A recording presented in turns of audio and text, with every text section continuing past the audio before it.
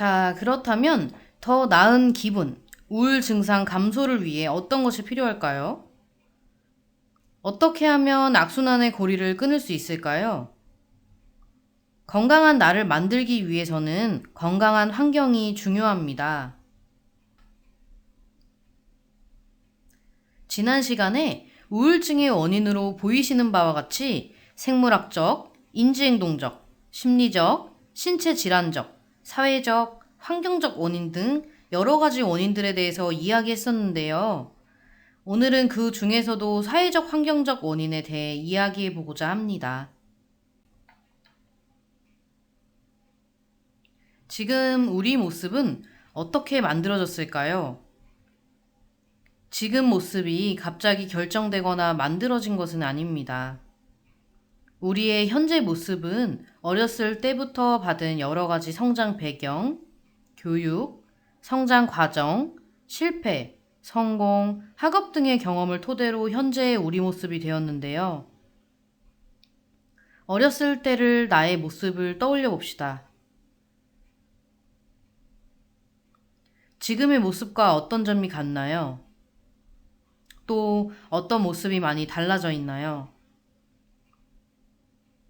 인간은 나이가 들어감에 따라 성장과 성숙을 해가는데요. 각자 경험한 사건, 주변 친구, 지인, 가족의 평가로부터의 영향, 넓게 보자면 정부, 전통, 대중매체 등이 개인의 가치관에 영향을 주기도 하고 이런 요소들로부터 고유한 나를 형성합니다. 같은 부모 밑에 자란 형제자매라고 해도 경험한 사건이나 개인의 특성에 따라 모두 다른 것이 이 이유입니다. 여러분들은 어떤 영향을 많이 받으신 것 같나요?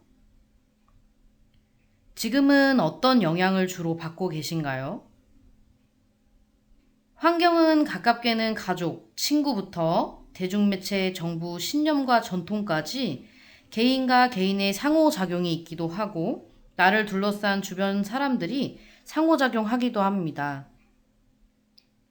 어떻게 해야 건강한 환경이 될 수 있을까요? 어떤 환경에서 보다 즐거운 기분을 가질 수 있을까요? 사람마다 다를 수 있지만 스트레스를 최소화하고 좋은 자극을 많이 늘리는 환경이 좋은 환경일 수 있겠죠. 잠을 잘 자고 맛있는 음식으로 배를 채우고 행복감이 늘어날 수 있는 활동을 많이 할 수 있는 환경을 조성하는 것이 중요할 것입니다. 예를 들면 최근 코로나19로 인해 자연스럽게 느낄 수 있었던 마스크 없는 호흡했던 삶은 사라지고 매 순간 마스크를 착용하거나 정부의 단계에 따라 지침을 지켜야 되도록 변화되었습니다.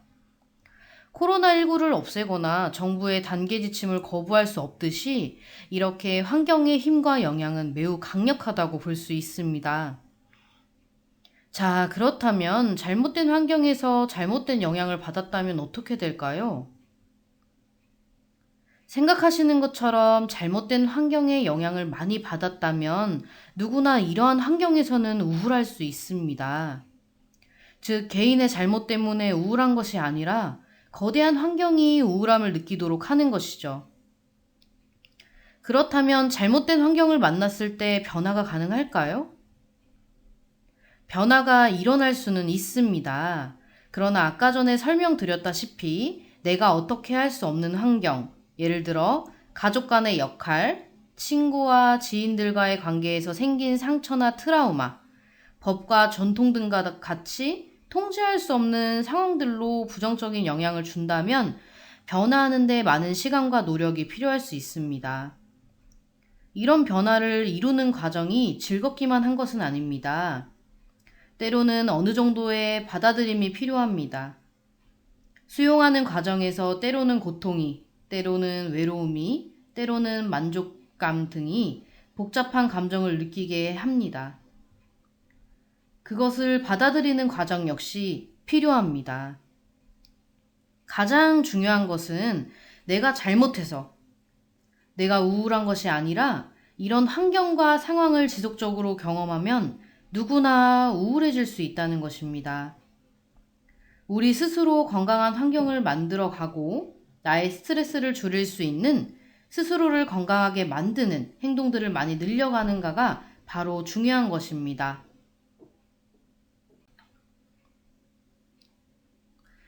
자, 그렇다면 건강한 행동을 많이 늘려 건강한 환경을 만들어 가려면 어떻게 해야 할까요?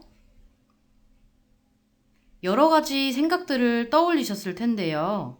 그 중에 중요한 한 가지가 바로 목표를 세우는 것입니다. 우리 같이 삶의 목표를 같이 한번 세워봅시다. 건강한 행동을 많이 늘려 건강한 환경을 만들어 가려면 어떤 방향으로 갈지 목표가 중요할 텐데요.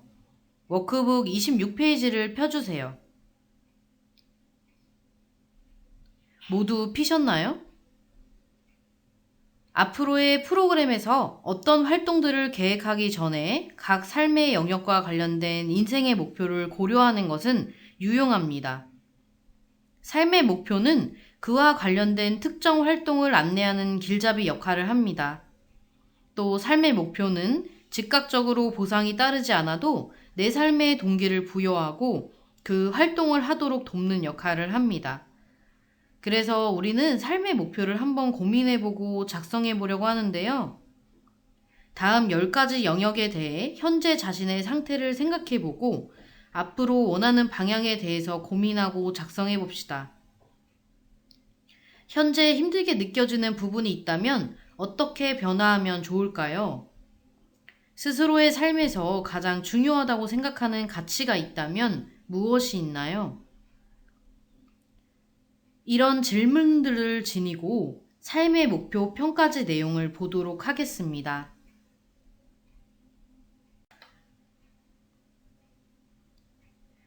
각 영역에 관련한 질문들은 워크북 28페이지를 참고해 주세요. 동영상을 잠시 멈추고 해당 영역의 내용을 작성 진행하고자 합니다. 예를 들면 1번 가족관계입니다. 가족관계에서 질문은 어떤 부모, 형제자매, 자녀가 되고 싶은가요? 가족관계에서 이루고 싶은 중요한 가치가 무엇인가요? 인데요. 질문을 참고하시어 영역에서 해내고 싶은 활동들을 작성해 주시면 됩니다. 구체적으로 작성해 주셔야 합니다. 구체적이면 구체적일수록 좋습니다. 예를 하나 들어드리면 저 같은 경우에 가족관계에서는 부모님에게 친구같이 의지할 수 있는 자식이 되어주기, 한 달에 2번 교회로 부모님을 모시고 맛집 탐방과 분위기 좋은 카페 다녀오기로 작성하였습니다.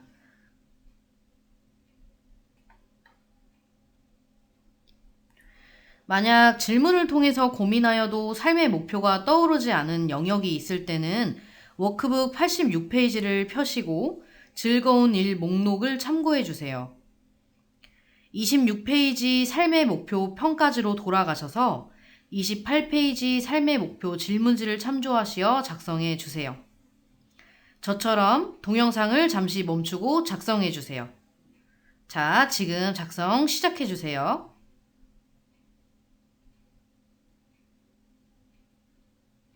작성이 끝나신 후 동영상을 다시 재생해 주시면 됩니다.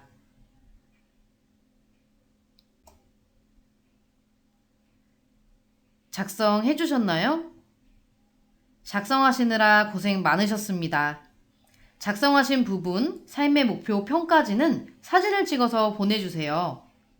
사진을 같이 보면서 담당자와 어떤 목표를 세우셨는지 이야기 나누도록 할 건데요. 작성하시면서 평소에 생각해 본 것도 있을 거고 도저히 생각이 나지 않고 작성하는 게 매우 어려웠던 영역도 있을 겁니다. 그런데 삶의 목표를 찾고 목표를 세우고 목표를 구체적으로 잘 찾았다면 이러한 과정이 변화의 시작입니다. 참여자분은 스스로 삶의 활력을 찾기 위한 첫 단추를 잘 끼운 것입니다. 자, 이번 주 과제 활동 기록지 작성 잊지 마시고 꼭 해주시고 저는 다음 이 시간에 또 찾아뵙겠습니다. 감사합니다.